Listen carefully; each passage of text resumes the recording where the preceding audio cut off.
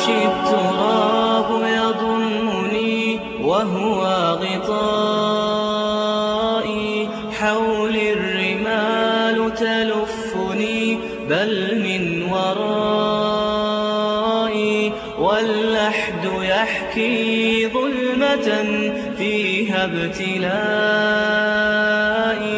والنور خط كتابه أنسي لقائي، أنسي لقائي. بسم الله الرحمن الرحيم. بسم الله الرحمن الرحيم. Okay, we'll continue with we're still talking about the visit. So the ziyarah, the visit of the sick person.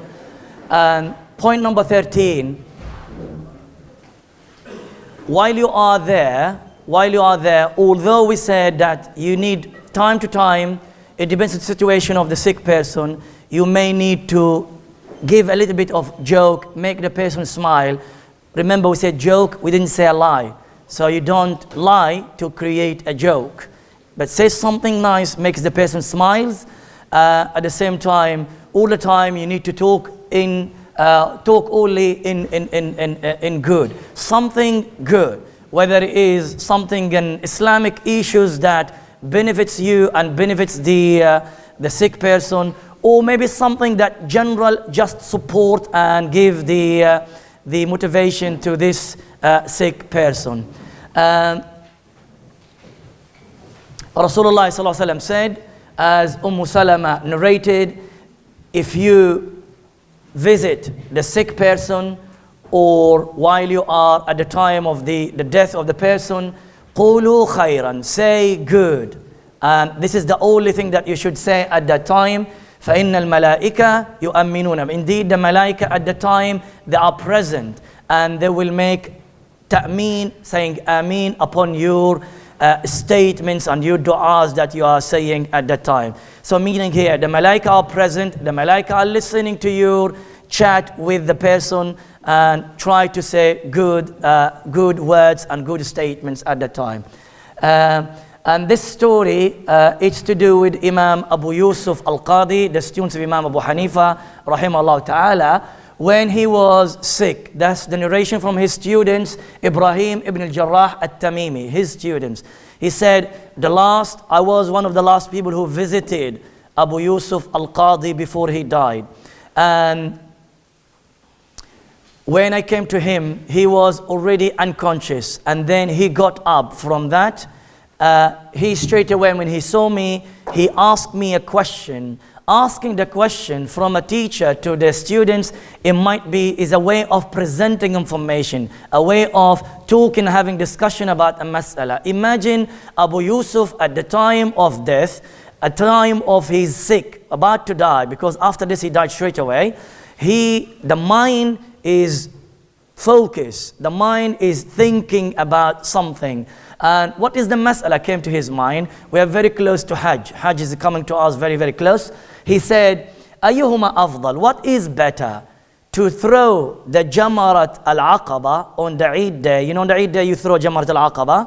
When you come back, when you come from Muzdalifah, you get to Mina. One of the first thing that you do, you throw Jamarat al-Aqaba with seven stones, isn't it? He said, do you throw Jamarat al-Aqaba or al-Jimar while you are riding your camel, horse, or better to throw the Jamarat al-Aqaba while you are walking? Of course, for us, there is nothing like that nowadays because only walking for us. But so he said to him, he gave him the answer. He said to him, walking. He said, wrong. He said to him, then riding. He said, wrong. Both of them wrong. And then he gave him the situation that if it was this, will be that. If it was this, will be that. The point is, at the time of his death, he's talking about an Islamic mas'ala. He's not talking about other issues. And Islamic issues benefits the students and benefited the Imam himself. He said, as soon as I left the house, I came out from Abu Yusuf's house and I made dua, I left the house, and then I heard the people crying, and when I turned back, I asked, they said Abu Yusuf passed away. So think and have, as we said before, the right people around you, and think about the right information that you talk about it at that time. I cannot go to visit my friend or family member, so what shall I do? We talked about the visit earlier. We gave all the etiquettes and what you should do. We know that you know that. Some of these points, I know that you know that, but I'm reminding you, this is what you need to do. These are, I was saying to my wife that you know that we have in this, what's this? First aid. We should have a Muslim first aid. And in there, Muslim first aid, you have the prophetic recommendation points that you need to have honey and the zanjabil and the habba sauda and all of that. Keep them somewhere in the kitchen. But in here, you need to have, in here, just inside each one, when you have it, there is a list in here. You need to update your list as an aider all the time. An empty box, you used it. I'm not sure how often they do that, Brother Mahbub, very weekly or daily. If I use the, let's say that particular part from the box, then I need to update it and put stuff in there. Before I go to my outside to work, I put the stuff that I needed. You need to make a list of all of this. You are sick, you're going to be sick. If you're not sick, you're going to be sick. These are my list, these are my first aid stuff. I need to be aware of it. I need to, my children who are going to be first aiders, my wife, myself for my wife for me, and my families, they all need to be trained as first aiders, Islamic first aiders. Why do you need to know? All the 35 points, they need to be aware of it. So you might be one of those people who are aware of some of these points and some not. Then this is where you need to learn in detail some of these information that we are learning today. So now I can't visit, so what shall I do? If you can't visit, Alhamdulillah, in the technology that Allah subhanahu wa ta'ala blessed us with in this time or this century, you can make a phone call. Don't leave it without anything. In old days, people, they used to travel from a city to another city to visit their brothers and their family members and their beloved ones. They travel from a city to another city. It's not within the city itself, miles away from each other. They go from a city to another city, but you can't do that. Difficult. At least give a phone call. At least, if something completely difficult, give a phone call. You can't give a phone call, write a text message, because it depends on your relation as well. Sometimes you're not really very related, very close to the person. Giving a phone call, he might not answer the call, but send a message, give nice words to the person. You can't do that. Leave voice recorded message. Sometimes you call. I said, I called, but you didn't answer. You didn't write a message. Leave the recorded message, a voice recorded message. It would be good. And it depends on you, the relation with the person as well. I said to you earlier, I'm sure that you share the same thing with me. If I have a close friend who I consider him as a close friend, I would not expect from him except the best, that to be close to me, not a phone call. I would like to see you next to me. In the hospital, in the house, you are there next to me. What is the point of having a friend while you are not supporting your friend in this situation? Okay, finally, at least in old days, they write letters, and that's what's happened amongst our scholars, or amongst Salaf, ulama from the Tabi'een, and after that, they used to write for themselves, for each other, letters asking about their health, and because of the head of so on and so on, sick, and so on.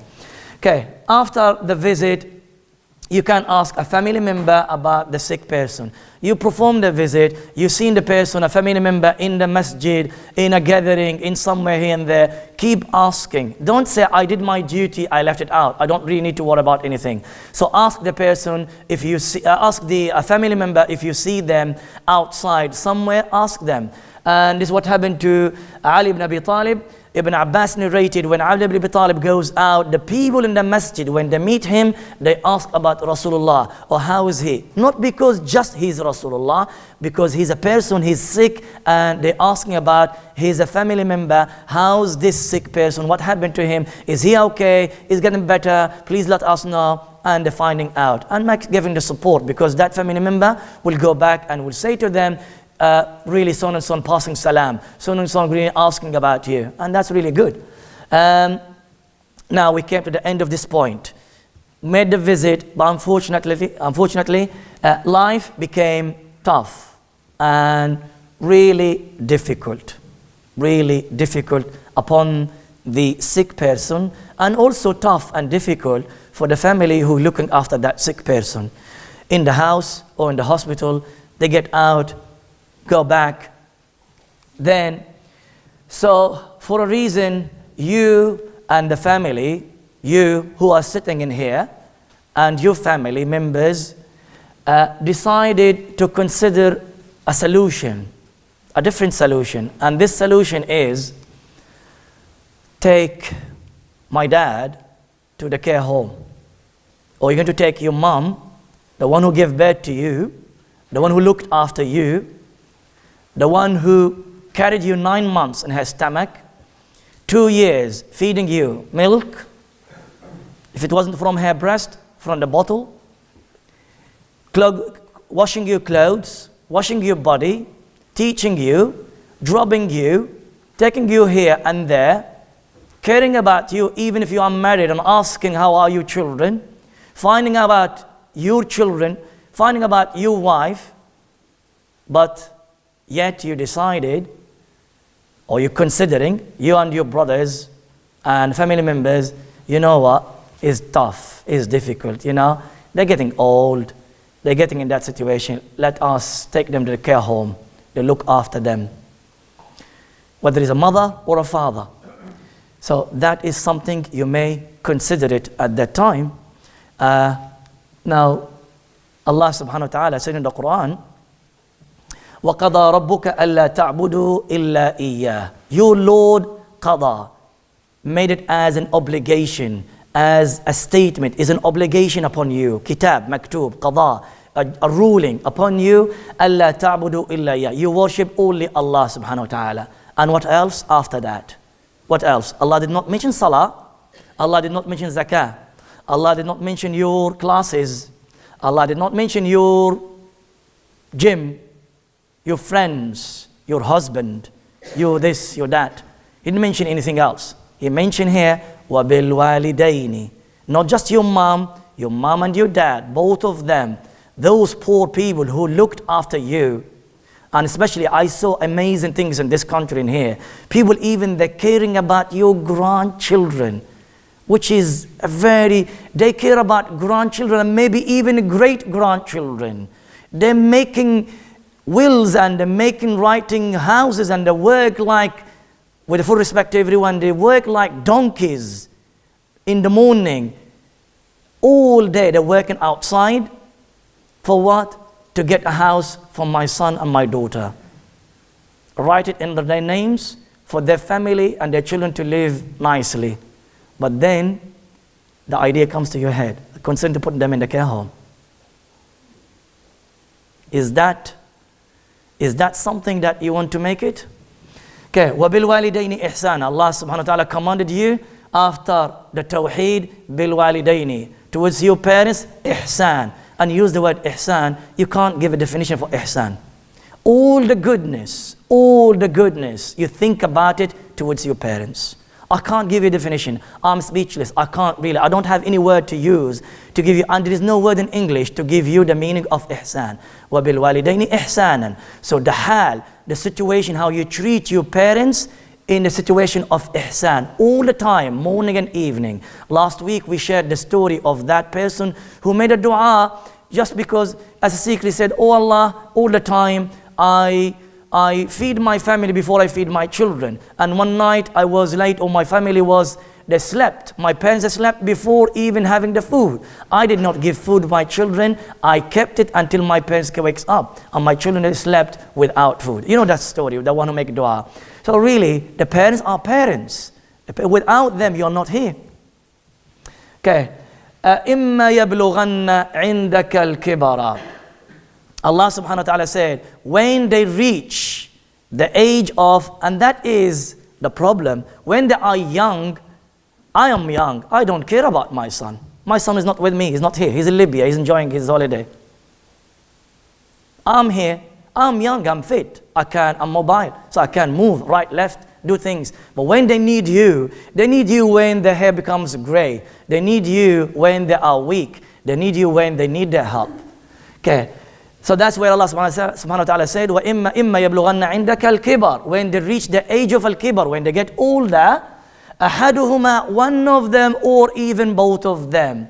فَلَا تَقُلْ لَهُمَا. Because maybe Allah subhanahu wa ta'ala knows that one day in this life, some people that might not understand the word ihsan. They think, you know what, my parents, I don't say any bad to them, but that's fine, that's full stop. But you see your dad, smile, make it up. Say assalamu alaikum, come every day, see them. You are lucky, wallahi you are lucky if you have your mom and dad, they're still living. You are the best person in this earth if your parents are living with you. The breath of your family, the breath of your mom and your dad, that you try to avoid them in the house, that breath is the best thing, the blessed thing in the house. They're having a blessings in the house when you have them with you in the house. We know that sometimes it's difficult between you and your wife, but that is one of the best things that you get in the house. Visit them if they are not there. Visit them every day. Kiss their hands. Kiss their forehead. Talk to them in a nice way. Make it up. Muhammad ibn Sirin, when he talks to his mom, they're saying that he gets mad and crazy. He talks like this, Mom, yeah, what do you want? Yeah, okay. He doesn't raise his voice. They're saying he gets mad, Muhammad ibn Sirin, when he talks to his mom. That is the way. That is how paying back what they did for you. أحدهما أو كلاهما. So Allah knows that when there are people that might not understand the word ihsan, general word, so He said to you, go to the minimum. فَلَا تَقُلْ لَهُمَا أُفْ. When they say to you, can you drop me to science? I want to learn a class. Oh, I have something to do. That is haram. That is haram. I'm telling you, I'm giving you the fatwa, haram. You said uff to her. Should not say that. فَلَا تَقُلْ لَهُمَا uff. Uff, when you show that attitude, when she tells you or he tells you something and you show something. I don't care. Your wife, your son, your daughter, your job, you committed a sin at that time. These are the most important ones for you in this life after fulfilling the Tawheed and Salah. فلا تقل لهما أف ولا تنهرهما وقل لهما قولا كريما واخفض لهما جناح الذل من الرحمة وقل ربي. قل ربي. Then each word in this ayah will take us maybe the whole hour to talk about it. And with this particular topic, the people who knows me, it's something that excites me, something that I can't really stop talking about it. It's something very, very important. The end of this ayah, let me end it in here. وَقُلْ رَبِّ ارْحَمْهُمَا كَمَا رَبَّيَانِ صَغِيرًا. At least remember them in your dua. Oh my Lord, have mercy upon them as they looked after me when I was young. Abu Hurairah, when he enters the house, he says this way, Assalamu alayki wa rahmatullahi wa barakatuhu ya ummah.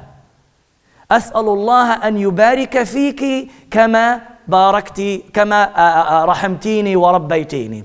It means here, he says salam, specific salam directly to his mom. Assalamu, you know sometimes when you enter the house, Assalamu alaikum wa rahmatullah, or Assalamu alaikum, without directing to the mother or to the father. He says, Salamu alayki wa rahmatullahi wa barakatuh, ya ummah, oh my mother, specifically for her, although there are angels in there. And he says to her, may Allah bless you, may Allah have mercy upon you as you looked after me when I was small. And she replies, she says, wa alayka assalam wa rahmatullahi wa barakatuh, my son, or son, ya waladi. And she says to him in the same way as he said to her, may Allah subhanahu wa ta'ala bless you and have mercy upon you as you looked after me while I'm older. Look the love. Look the way how they talk to each other. As if, a boy and a girl, they're talking to, there's emotions in there. And that is the one who will grant the Jannah. Okay, فَقُلْ رَبِّ ارْحَمْهُمَا كَمَا رَبِّيَانِ صَغِيرًا. The minimum you do, wallahi, you have no goodness in you. I'm saying wallahi al-azim. You have no goodness in you whatsoever, even if you beat up to here. Even if you pray 5 times salawat in the masjid, if you don't make dua for your parents every time when you raise your hands up. I'm going to meet Allah with my qasam. There is no goodness in you. Your mom is alive, your dad is alive, or they're not alive. If you don't make dua for them, there's no goodness in you. There's no goodness in you at all. There's no khair at all in you.